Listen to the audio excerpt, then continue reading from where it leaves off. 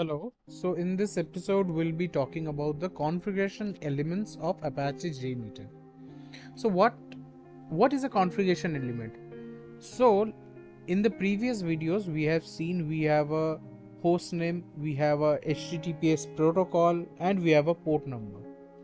Many times it happens such a way that we have those HTTP requests in a large amount, and they have large number of hosts, and each one of them have a host names.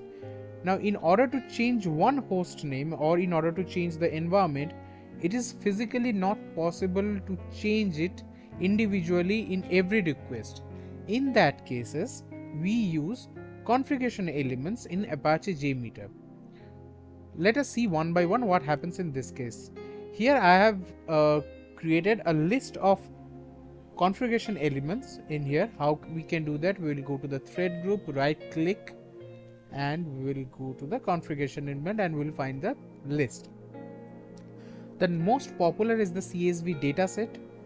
It is mainly used for the parameterization. We will be learning more about this particular configuration element later in the course. Till now, let's go to the next, HTTP Header Manager. HTTP Header Manager actually is every request has headers like request defaults. If you have used on APIs, we have host name, we have content encoding, we have protocols, we have many things that can be clubbed together in this HTTP Header Manager, so that in individual request we don't have to put that.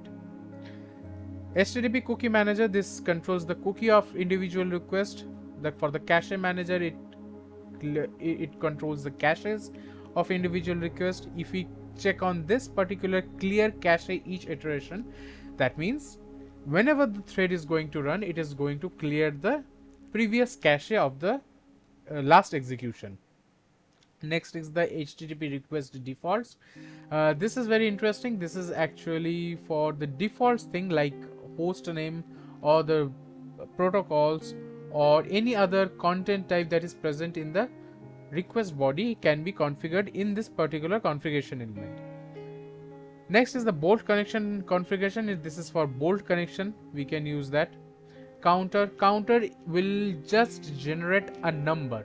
There is nothing more functionality of this particular configuration element. We can give the starting value as 0 or anything which you want. Increment means how much increment it will do. It will increase in the next iteration. Maximum value, how much time we can do it. Number format, what is the number format? I'll give it as 00. That means only 2. If we give 00, then that means from 0 to 9999 will be there. And what is the exported variable name? I can give anything, and this particular can be used in the correlation.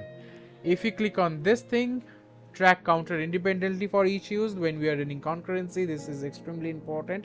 If we are running if we want individual threads to run independently. And reset counter on each thread iteration, like whenever a thread group is iterated, it is going to start from 0. Next is the DNS Cache Manager. This is used to resolve DNS problems. Suppose in our environment we have a host name and a IP number. In order to club that together, this DNS Cache Manager is used. For FTP Request Default configuration element used. HTTP Authorization Manager, this is being used if we are using an API. In many cases we need an authorization, OBasic or a API token. All that we can configure in this particular configuration element.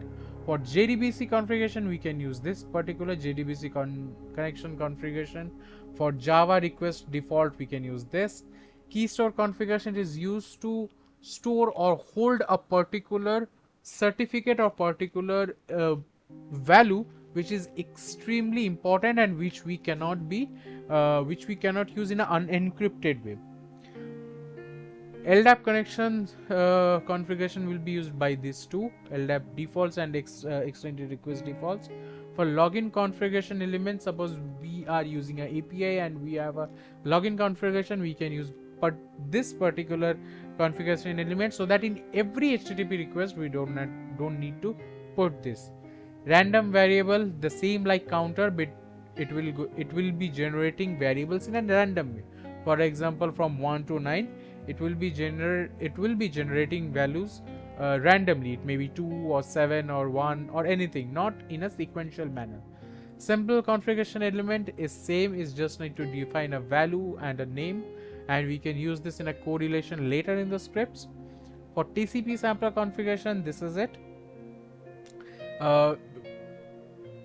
Like the HTTP request defaults, whatever the HTTP request default does for HTTP request, for TCP sampler, this TCP sampler configuration does the same thing, nothing else. And user defined variables is same as the simple config elements. We can define our own variables, and you can correlate this in the video. This is, we can understand more about this when we do more practical stuffs in our JMeter scripting. And if you have any questions, do let me know in the comment section. Thank you.